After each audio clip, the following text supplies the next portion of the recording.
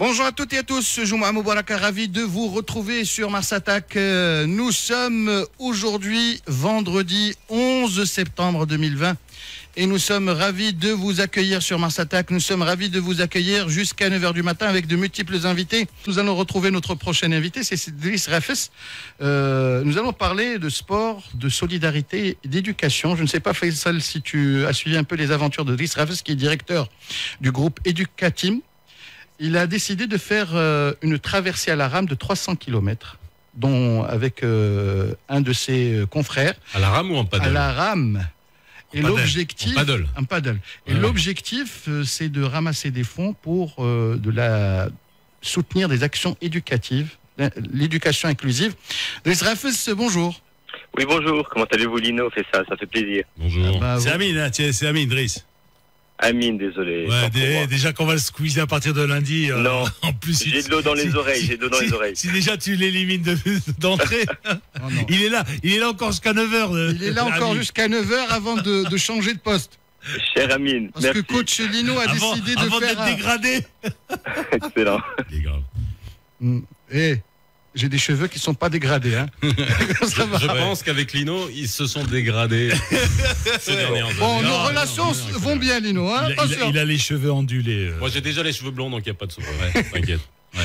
Alors, Driss, si vous pouviez nous parler de cette aventure, de l'idée, comment elle est venue pour pouvoir, je dirais, faire ce challenge et surtout essayer de soutenir de cette façon-là l'éducation inclusive.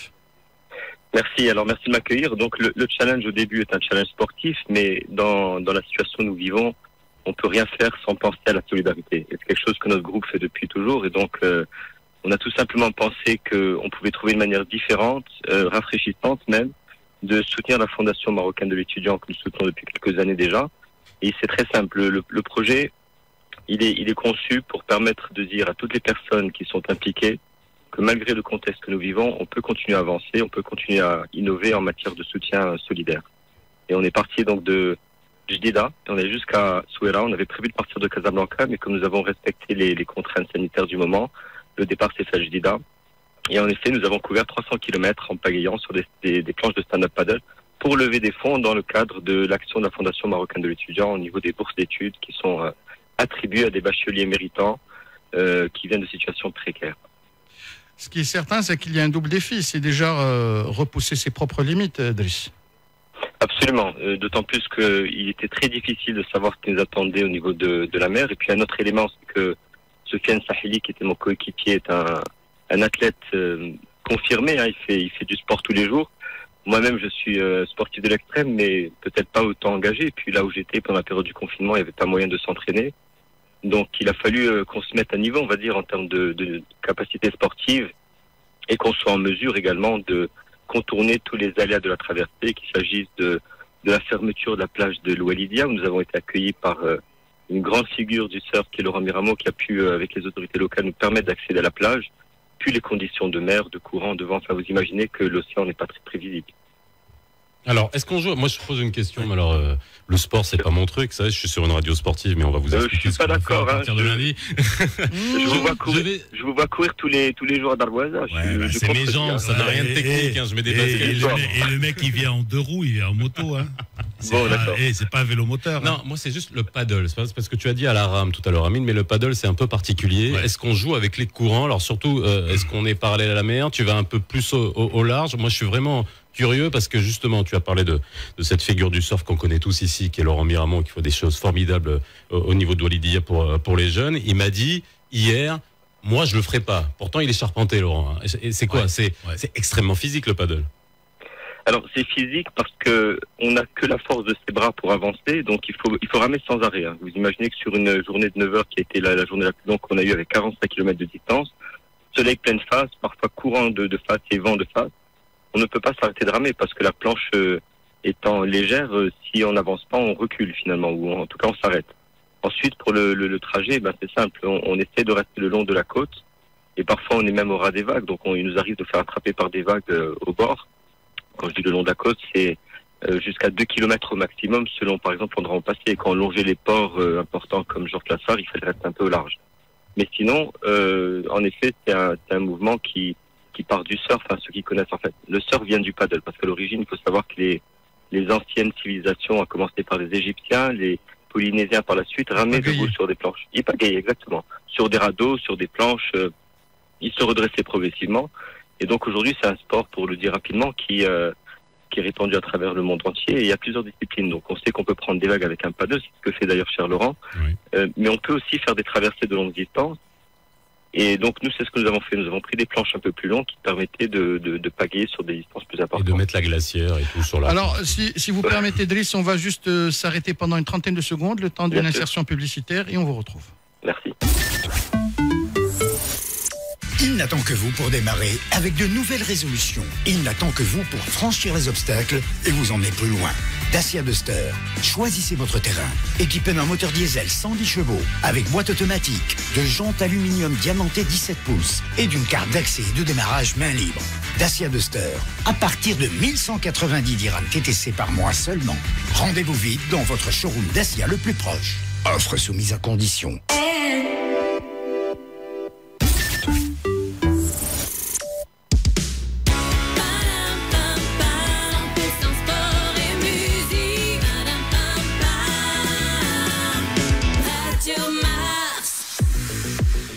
Il est 8h27, nous sommes toujours avec notre invité Driss Rafes, directeur du groupe Educatim, qui a décidé de tenter l'aventure avec une action sociale, solidaire, sportive, 300 km paddle. J'ai entendu que c'était en partenariat ou au profit de la Fondation marocaine de l'étudiant. Et là, ça nous permet aussi de faire un lien avec ce qui est en train de se passer. D'ailleurs, on en parlera beaucoup dans le nouveau Mars Attack à partir de la semaine prochaine, parce que l'éducation, la rentrée, on est en plein dedans.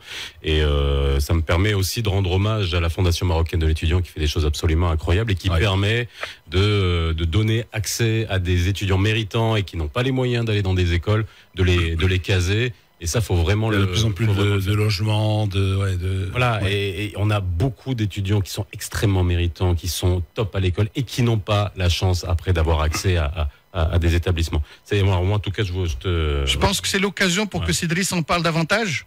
Et justement, quel a été le but de cette action,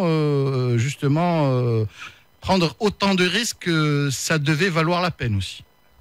C'est clair qu'il y avait des risques, mais quand on le fait pour une bonne cause, on a l'impression qu'ils ne sont pas là, mais on les a quand même calculés, ces risques. Alors pour la Fondation, il faut s'arrêter un moment sur le projet. Depuis 2001, cette Fondation, qui aujourd'hui a à peu près 300 bénévoles, des chefs d'entreprise, toutes sortes de personnes qui sont là pour faire fonctionner le dispositif, accueille des étudiants qui viennent de situations géographiques un peu excentrées, qui ont eu de brillantes notes au bac, à peu près 16 à 19 sur 20 en baccalauréat, et qui aimeraient aller dans des écoles supérieures privées ou des universités, mais simplement n'ont pas les moyens pour des questions économiques de se déplacer vers la ville. Et donc, ce qui se passe concrètement, c'est que les écoles donnent des bourses d'études, nous en faisons partie d'ailleurs de ces donateurs, et d'un autre côté, il faut justement ce que vous venez d'évoquer, cette bourse de vie qui permet de couvrir le logement, le déplacement, et puis d'encadrer ces étudiants. Et nous avons décidé de lever des fonds pour la partie bourse de vie. Donc l'idée, c'est que nous puissions avoir un soutien qui est levé dans le cadre de ce projet par différentes entreprises, voire des particuliers. Les particuliers peuvent également être donateurs, de manière à ce qu'on puisse permettre à un certain nombre d'étudiants, plutôt de bacheliers, de sortir de ce que je vais appeler moi le spectre de la précarité, et qu'on leur permette d'accéder à un chemin de réussite. Vous avez déjà levé des fonds? Excuse-moi, mais je pose la question parce que c'est vrai que c'est aussi l'occasion. Là, tu es en train de passer. C'est l'objectif. Bah ouais. Voilà. Vous avez déjà levé des fonds? Est-ce que les gens ont déjà commencé à donner? Et où est-ce qu'il faut qu'ils commencent à donner, si on doit donner une adresse ou un téléphone, quoi? Très bien. Donc on a levé en effet déjà une partie des fonds. Maintenant, ce qui est important, c'est qu'il y a deux choses. Quand on fait un projet comme tel, il y a quand même un budget de fonctionnement. Et on a la chance d'avoir eu énormément de partenaires qui nous ont aidés avec des marchandises ou des services en gratuité, pour avoir un budget de fonctionnement qui soit réduit au minimum vital. Maintenant, ceci étant, la levée de fonds continue bien au-delà de la traversée.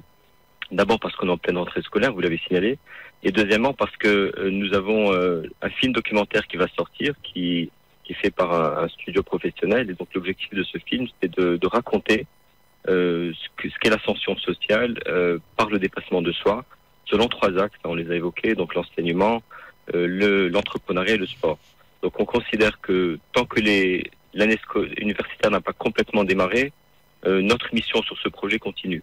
Et donc là où les gens peuvent évidemment nous contacter, Nous avons fait des pages sur les réseaux sociaux, donc Educateam, EDUKATEAM, Solidarity, donc en anglais, avec un Y à la fin. Et à partir de là, nous, ce qu'on fait, on collecte les fonds et on redirige ça vers la Fondation marocaine de l'étudiant.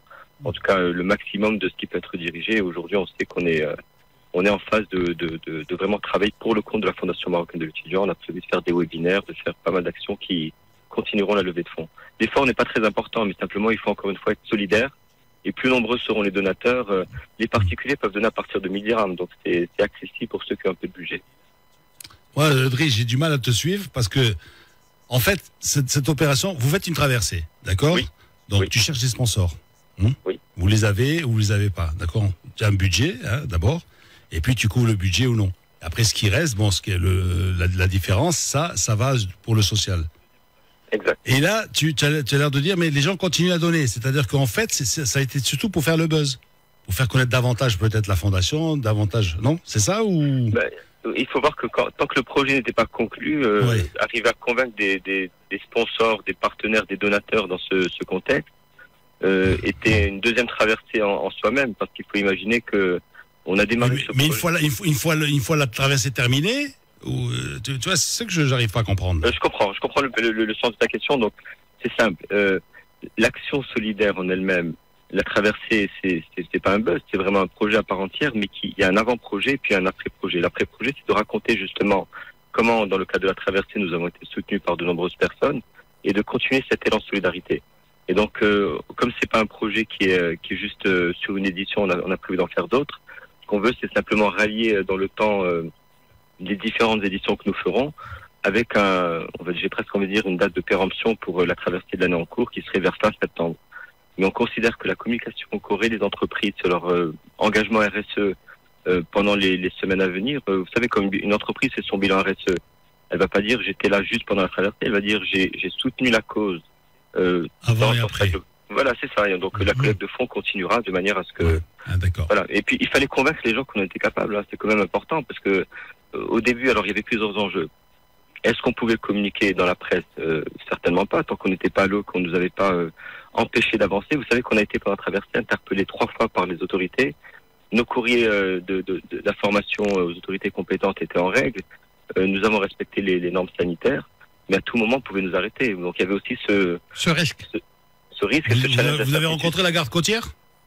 On a rencontré la Marine Royale que nous avions informé par courrier, on nous avait même contacté par téléphone dans les environs de Safi. Ils sont venus nous saluer très courtoisement et puis ils sont repartis tout simplement. Ils nous ont suivis le long de la côte pendant un moment et puis ensuite on a été interpellé à la Fatna par la gendarmerie royale et les forces auxiliaires à l'arrivée de nuit.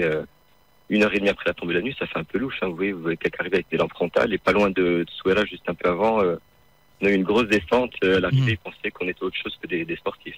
En tout cas, Idriss, merci pour cette belle initiative. C'est un véritable élan du cœur et on espère que ce genre d'action inclusive, solidaire, sociale, en vue de permettre la scolarisation pour tous les enfants qui sont en difficulté financière, puisse aller au bout et qu'on puisse avoir au fur et à mesure la possibilité de les aider à s'épanouir dans le milieu scolaire, loin de ces contraintes. Merci beaucoup, Idriss Rafes. Je rappelle que vous êtes directeur du groupe Educateam.